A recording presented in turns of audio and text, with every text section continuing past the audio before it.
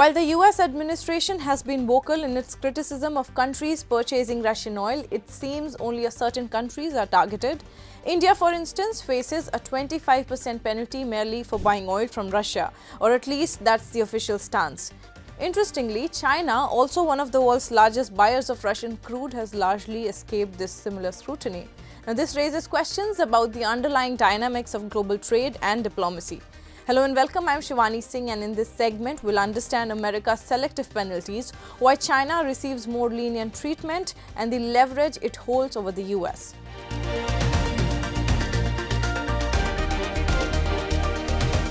America's trade advisor made a bizarre statement labeling Russia-Ukraine war as Modi's war. Now, it's ironic considering Europe hasn't fully severed economic ties with Russia, and China, still the largest buyer of Russian oil, faces no such criticism, despite the US claiming that the money from Russian oil purchase funds the war in Ukraine. Here's what he said. I mean Modi's war, because the road to peace runs, in part, through New Delhi. Everybody in America loses because of what India is doing. Consumers, businesses, workers lose because India's high tariffs cost us jobs and factories and income and higher wages. And then the taxpayers lose because we've got to fund Modi's war. Now, this is bizarre because while claiming to care about peace, the approach seems selective and convenient. China holds significant leverage over the US, so it is paired, and the narrative differs for them but not for India. This comes right after Trump administration imposed 50% tariffs on Indian goods, affecting over half of India's export to the US. Sure, electronics and pharmaceuticals get a free pass, but textile, jewelry and other labor-intensive sectors, hard-working Indian exporters bear the brunt. India, of course, defends its right to buy Russian crude. Navarro calls it arrogance. Meanwhile, the US pretends that selectively lecturing the world on moral high ground is perfectly reasonable.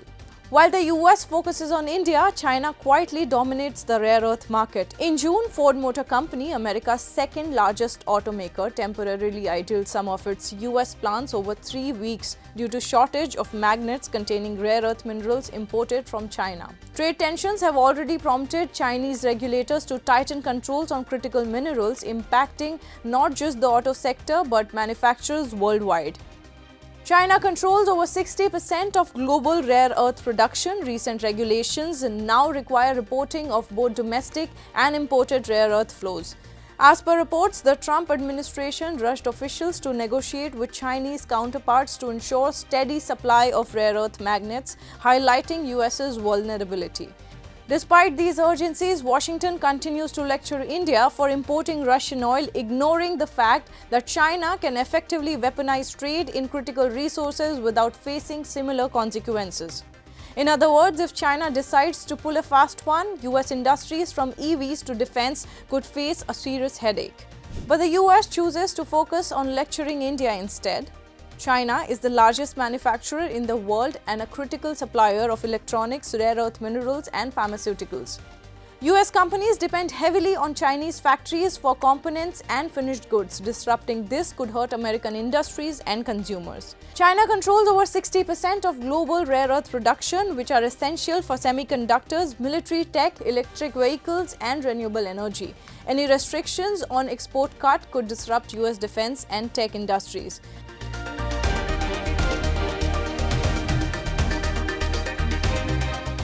Navarro's Modi's war remarks is a classic example of selective outrage. While India gets tariffs and moral lectures, China, also a major Russian oil buyer, gets negotiations and quietly controls strategic minerals that US industries simply can't operate without. To understand this better, we're being joined by Dr. Manoranjan Sharma, Chief Economist at Infomerics Valuation and Ratings Limited. Thank you so much for joining us, sir. My pleasure. Thank you. Now, why do you think the US has chosen to penalize India for buying Russian oil, while China, the world's largest buyer, faces no similar scrutiny? Well, I think to my mind, it's a case of selective application, clear case of double standards. Possibly, India is coming of age with a growing economic, diplomatic and strategic muscle and heft at the global heft.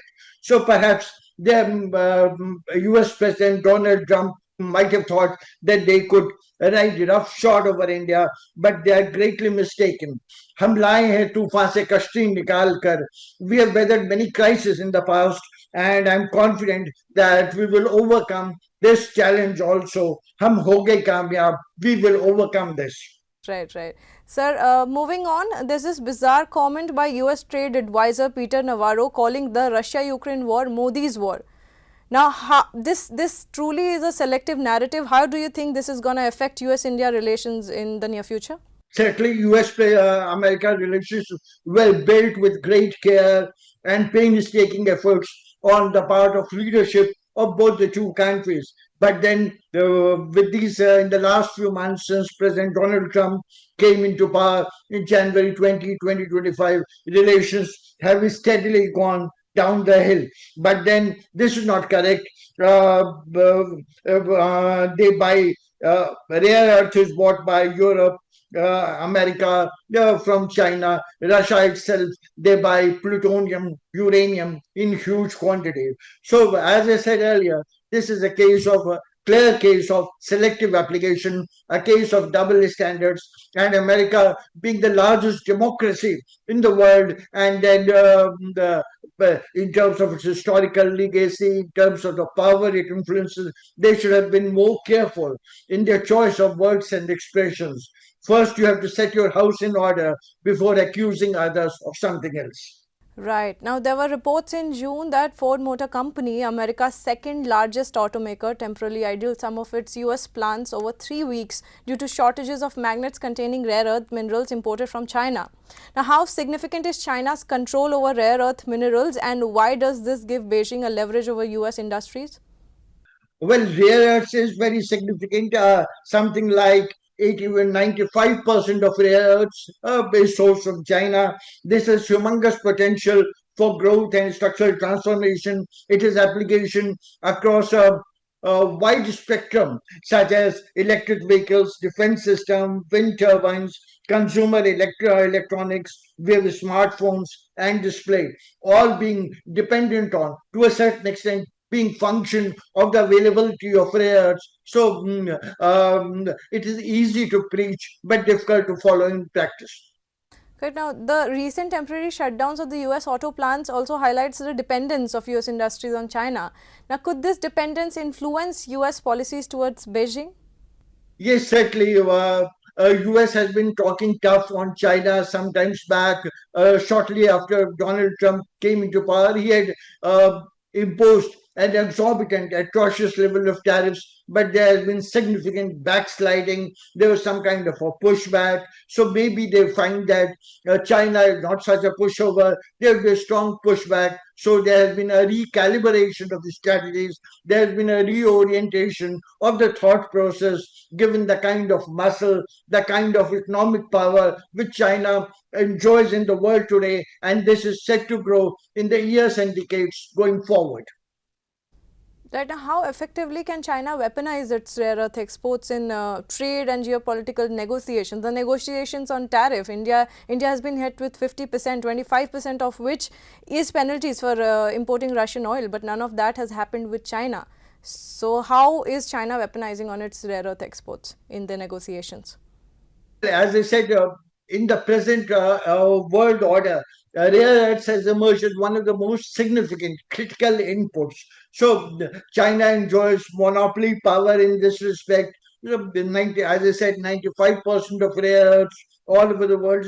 So they are using this dominant power, this kind of a monopoly situation to their advantage. They are using it to threaten, if I may use a more stronger word, perhaps blackmail America to force them into some kind of a submission. And this is the way the world goes. But we are not living in the days of Jesus Christ that you will slap my left cheek and I will put forward the right cheek also. You will also get it in equal measure. So, moving on to the last question, the kind of language that we're listening from the US officials in regards to India, now that is really selective given the fact that other countries like China are doing the same. So, why is India being targeted? Well, yes, I agree with you entirely. This is very nasty and undiplomatic language that the US officials, senior officials are using against India. It's a case of what you call hitting below the belt. But then at different points of time, America itself has sided with authoritarian dictatorial regimes, China under Deng, Cuba under Battieste, Iraq under Saddam Hussein, Indonesia under General Suharto, Saudi Arabia, Egypt.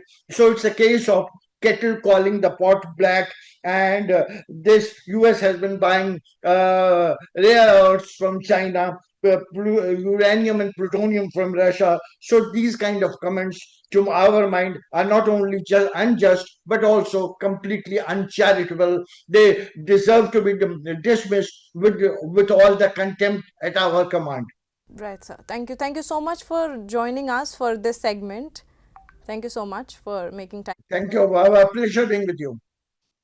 Now, this brings us to the end of the segment. Stay tuned to Money Control as we follow this story and more global updates from around the world. Thank you for watching.